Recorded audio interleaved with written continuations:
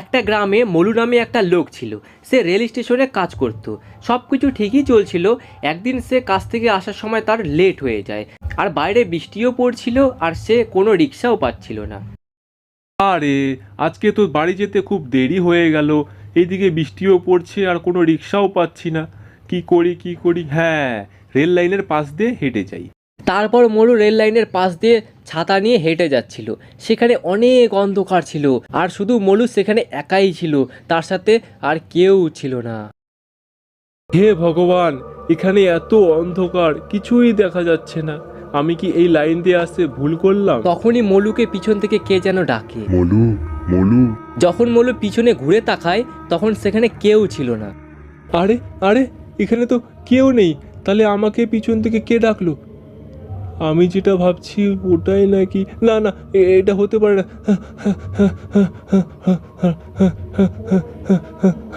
তারপর মলু সেখান থেকে দৌড়ে পালিয়ে যায়। পালাতে পালাতে সে বাড়ি পৌঁছে যায়। আরে টিনা, তাড়াতাড়ি দরজা খোলো।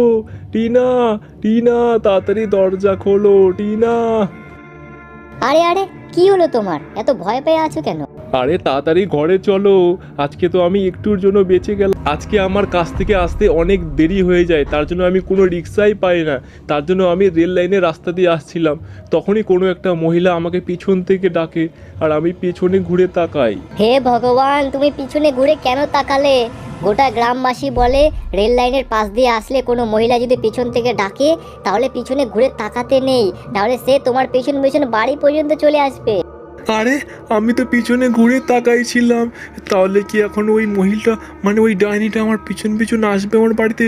আরে ভগবান, কি হবে এখন? তখনই কে যেন দরজার মধ্যে জোরে জোরে আওয়াজ করে।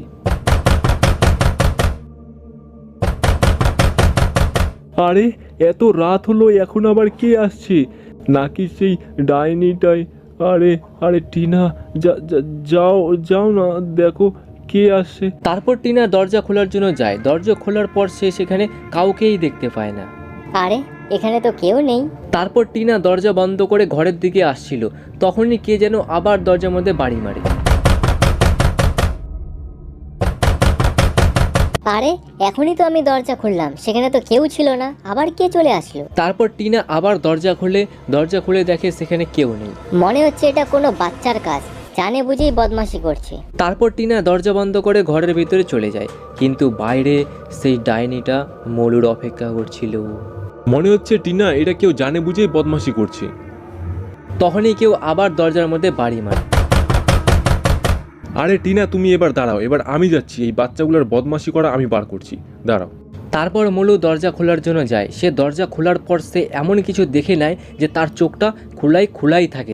তখনই মলুর চিৎকারের আওয়াজ শুনতে পাওয়া যায়। আরে আরে, কি হলো তোমার? ঠিক আছো তো তুমি? তারপর টিনা দৌড়ে দরজার কাছে যায়, দেখে সেখানে মলু নেই।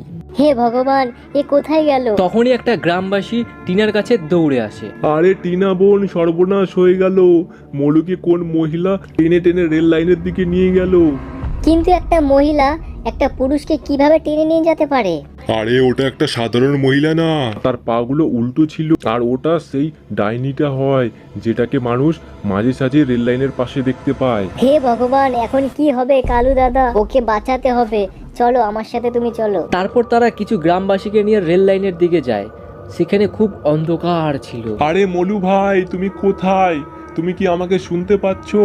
মলু ভাই, আরে আমি এখানে আছি, এইখানে, তোমরা একটু সামনের দিকে এগিয়ে আসো। আরে এটা তো মলুর আওয়াজ।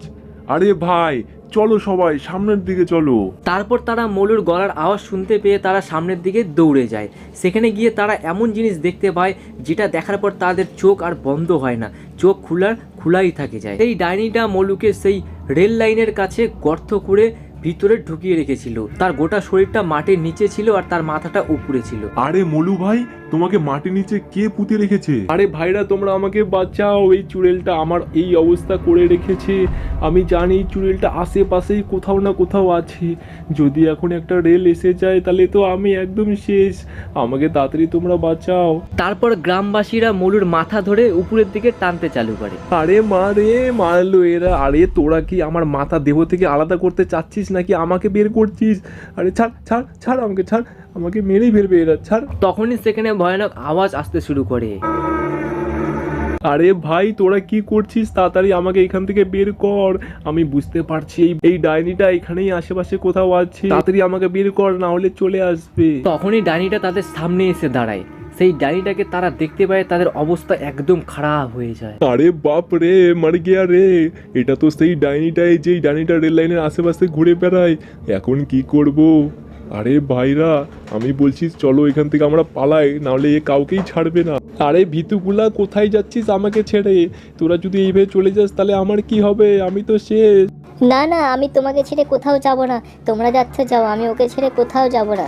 তখনই সামনে থেকে রেল আসার আওয়াজ শুনতে পাওয়া যায়। আরে বাপ রে, এটা তো মনে হচ্ছে রেলের আওয়াজ। এখন যদি রেল চলে আসে তাহলে তো আমি শেষ।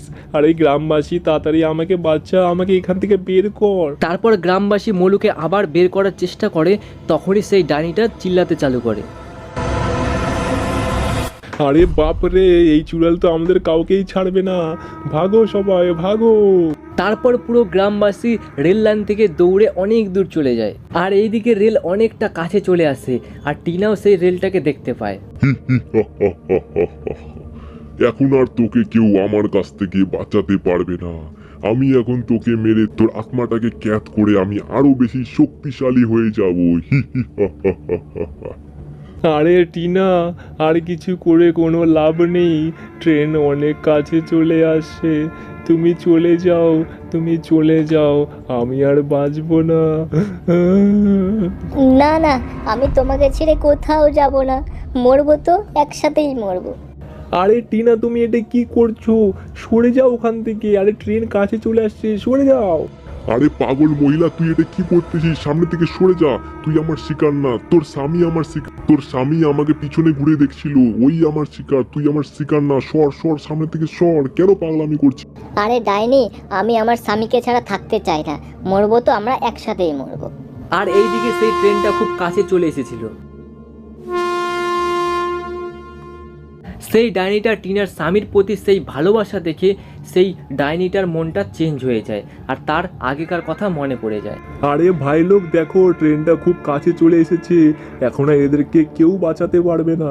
তারপর সেই ডাইনিটা তার শক্তি লাগিয়ে সেই ট্রেনটাকে থামিয়ে দেয়। আরে বাবা বা, ট্রেন থেমে গেছে। আরে টিনা দেখো, আমরা বেঁচে গিয়েছি। যাও, তোমাদের আমি ছেড়ে দিলাম। আমি তোমাদের মারতে পারবো না। তোমরা শুধু আমার একটা কাজ করে দিও। এই জঙ্গলের পেছনে আমার লাশ পড়ে আছে, আমার লাশটাকে অন্তিম সংস্কার করে দিও।